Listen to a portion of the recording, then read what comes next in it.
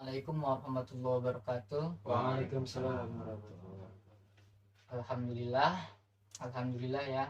Nggak berasa kita udah di ajaran baru dan sekarang pada pertemuan pertama pada materi pembelajaran fikih kita mulai dengan menyebut lafaz basmalah. Bismillahirrahmanirrahim. Bapak ingin mengecek kehadiran anak-anak. Harkami, Farhan, Pak. Viral. Nah, pakaiannya rapi-rapi semua ya, lengkap. Nah, posisi tempat duduknya dirapin lagi ya. Perkenalkan ya anak-anak, nama Bapak Ahmad Sijana Hanif. Bapak ingin menyampaikan tujuan pembelajaran kali ini agar kalian dapat menyebutkan keutamaan wudhu, dapat memahami selengkapnya tentang wudhu, dan dapat mempraktekkan wudhu. Pada hari ini Bapak ingin menjelaskan materi tentang wudhu. Buka buku cetaknya halaman 69. Wudhu, salah satu cara menghilangkan hadas kecil adalah dengan berwudhu. Wudhu adalah membasuh wilayah kedua tangan sampai siku, menyapu kepala dan membasuh kedua kaki sampai mata kaki. Hal ini sebagaimana firman Allah Subhanahu wa taala, "Hai orang-orang beriman, apabila hendak menegakkan sholat, maka basuhlah wajahmu, kemudian kedua tanganmu sampai siku, dan usapkanlah kepalamu, dan basuhlah kedua kakimu sampai kedua mata kaki." Quran Surat Al-Maidah ayat 6. 1.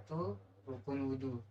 Berdasarkan ayat di atas, menurut Al-Jaziri bahwa ulama mazhab berbeda pendapat dalam menetapkan rukun wudhu.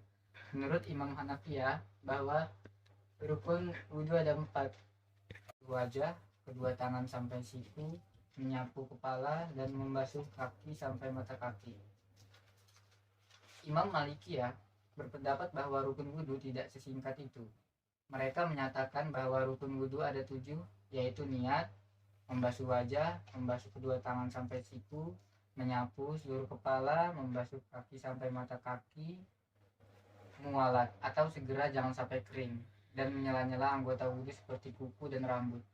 Menurut Imam Syafi'i yang banyak dipegang oleh mayoritas orang Indonesia, bahwa rukun wudhu ada 6, yaitu niat, membasuh wajah, membasuh kedua tangan sampai siku, menyapu sebagian kepala, membasuh kedua kaki sampai mata kaki, dan tertib.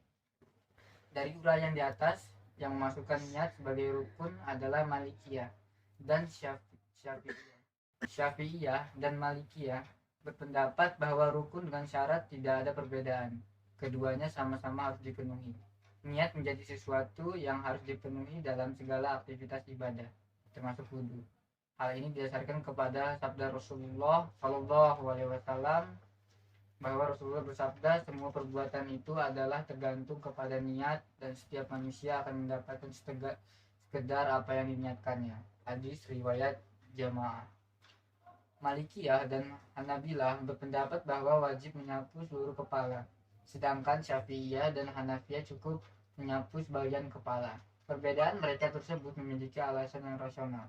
Menurut imam yang berpendapat bahwa menyapu kepala keseluruhan adalah dari hadis Abdullah bin Zaid yang berbunyi bahwa Nabi SAW menyapu kepalanya dengan kedua tangannya, maka ditariknya dari muka ke belakang, dimulainya dari bagian depan kepalanya, lalu ditariknya kepada kedua tangannya itu ke arah pundak, kemudian dibawanya kembali ke tempat ia bermula tadi. Hadis riwayat Jamaah. Sedangkan alasan Syafi'iyah dan Malikiyah adalah meninjau bentuk lafaz masaha yang merupakan bentuk muta'adi. Misalnya lafaz masaha Zaidun arasahu atau Zaid telah menyapu kepalanya. Lafaz masaha tidak memerlukan huruf jar seperti ba sebagaimana firman Allah Subhanahu wa taala, sehingga mengusap pada ayat di atas berkonotasi sebagian kepala. Mualat adalah turut-temurut dalam membasuh seluruh anggota wudhu. Setelah membasuh wajah, tidak boleh berhenti untuk melakukan aktivitas lain yang kemudian membasuh kedua tangannya. Inilah yang bukan termasuk mualat. Oleh karena itu, mualat dimasukkan ke dalam rukun wudhu oleh Imam Malikiyah dan Hambaliyah. Sedangkan Imam Mazhab lainnya menghukumi sunnah. Menurut Syafi'iyah dan Hambaliyah, Tertib termasuk rukun dalam wudhu, karena wafu atof pada ayat wudhu menunjukkan demikian. Berbeda dengan mereka, Hanafiyah dan Malikiyah memandang bahwa sah berwudhu dengan pertama kali membasuh kedua tangan, kemudian wajah. Walaupun demikian, mereka menghukumi sunnah melakukan tertib dalam berwudhu. Yang kedua, sunnah-sunnah wudhu. Adapun sunnah-sunnah wudhu meliputi A. Membaca basmalah ketika memulai berwudhu. B. Bersiwak. C. Membasuh kedua telapak tangan sampai ke pergelangan sebanyak 3 kali. Kedua telapak tangan adalah anggota wudhu yang membantu anggota wudhu lain. Misal, membasuh wajah tidak akan sempurna kecuali dibantu dengan telapak tangan. Oleh karena itu, dalam membersihkan wajah tentunya kedua telapak tangan harus terlebih dahulu dibersihkan. Mencuci dua telapak tangan sebelum wudhu ini didasarkan pada hadis Aus bin Aus Sakafi radhiyallahu anhu. Katanya, aku melihat Rasulullah SAW berwudu maka dibasuhnya telapak tangannya 3 kali. Hadis riwayat Ahmad dan Nasai. D. Berkumur-kumur dan memasukkan air ke dalam hidung. Berkumur-kumur untuk melengkapi siwak. Mungkin dengan siwak ada makanan yang tersangkut di gigi tidak mampu dikeluarkan, dengan berkumur-kumur dapat dikeluarkan. Atau dapat menambah wangi aroma siwak atau pasta gigi.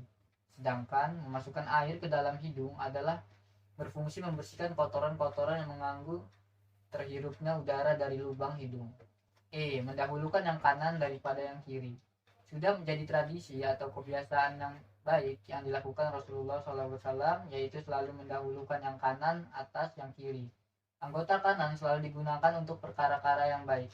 Sebaliknya, anggota kiri selalu digunakan untuk perkara yang tidak baik. Misal, makan dengan tangan kanan dan membersihkan kotoran dengan tangan kiri. Mendahulukan yang kanan daripada yang kiri didasarkan pada hadis Aisyah radhiyallahu anhu. Nabi Shallallahu Alaihi Wasallam menyukai mendahulukan yang kanan, baik dalam mengenakan sandal, bersisir, atau bersucinya dalam semua urusan. Yang satu lagi, jika kamu mengenakan pakaian atau berwudu, mulailah dengan yang sebelah kanan. Hadis riwayat Ahmad, Abu Dawud, Tirmidzi, dan Nasai. F. Menyela-nyela anggota wudu seperti jenggot dan kuku. Tempat tumbuhnya jenggot adalah di bagian wajah dan kuku di bagian tangan. Wajah dan tangan adalah anggota yang wajib dibasuh ketika wudu. Kumis atau kuku tidak boleh menghalangi air dalam membasuh anggota wudu tersebut.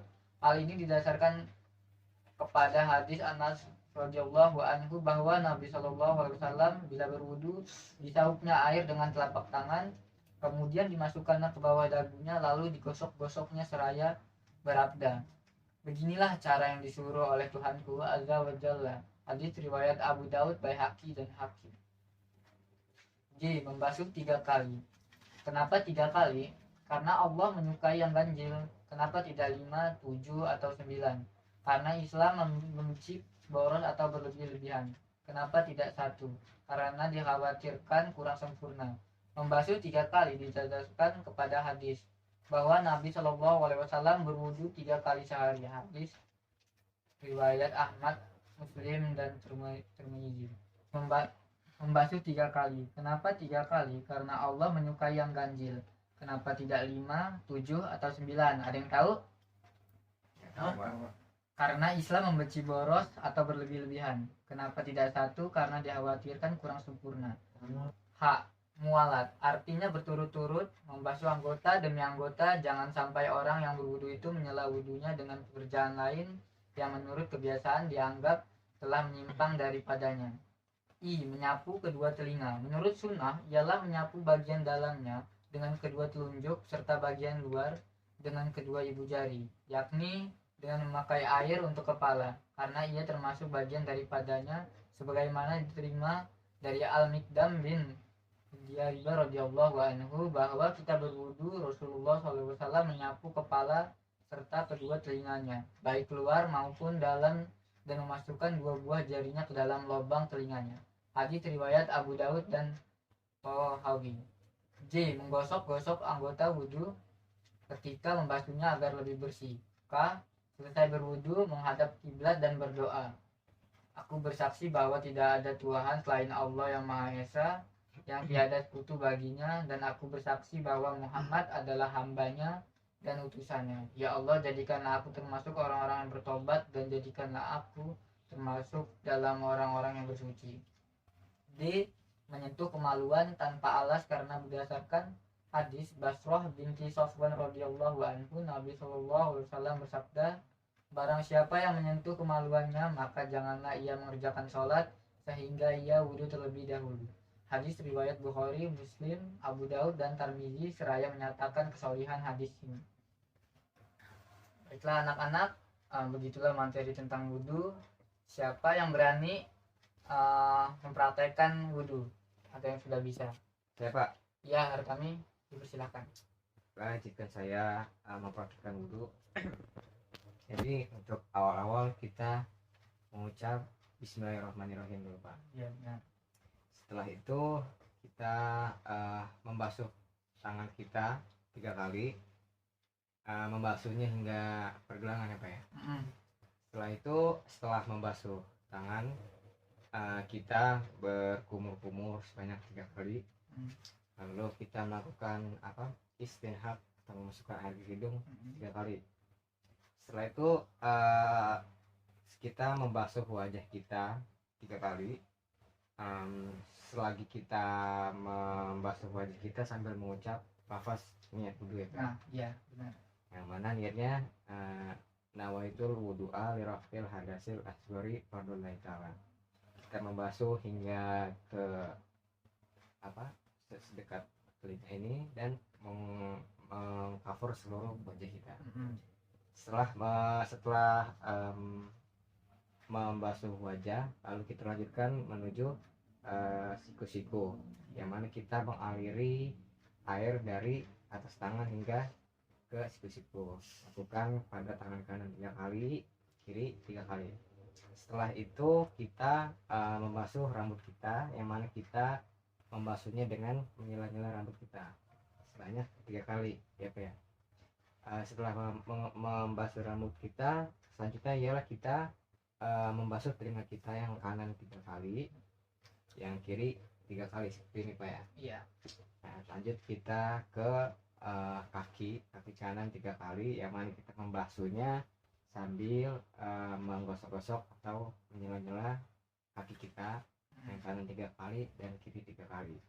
Setelah kita melakukan semuanya, lalu kita membaca doa wudhu. Ya, kurang lebih seperti itu. Untuk anak-anak yang belum mengerti, anak-anak bisa membaca bukunya masing-masing ya. Ya Pak. Siapa yang ingin bertanya? Saya Pak. Baiklah, Farhan, dipersilakan pertanyaannya. Saya mau nanya Pak. Iya. Apa hukumnya kalau kita setelah berwudu, sesudah itu kita memegang alat kelamin Pak? Gimana itu? Oh ya, baiklah. Tolong jelaskan. Menurut ulama Syafi'iyah tadi yang sudah Bapak katakan, yang sudah Bapak bacakan, bahwa yang membatalkan wudhu itu adalah memegang kemaluan.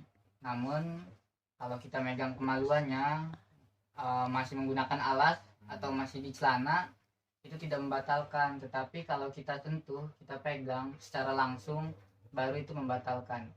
Sudah jelas, Farhan? Sudah Pak. Bagus ya. Nah, untuk kesimpulan pada hasil diskusi kita, jadi jangan mudah menyalahkan bahwa A yang benar dan B yang salah. Begitu juga sebaliknya. Terutama tentang materi yang kita bahas barusan, lebih baik cari tahu dulu kebenarannya, karena bahkan ulama pun berbeda-beda pendapat tentunya. Nah, untuk tugas selanjutnya kalian kerjakan soal halaman 70. Udah dilihat soalnya? Ya Pak. Sekian pertemuan kita hari ini. Kita tutup dengan menyebut lafaz hamdalah. Alhamdulillah. Assalamualaikum warahmatullahi wabarakatuh. Waalaikumsalam.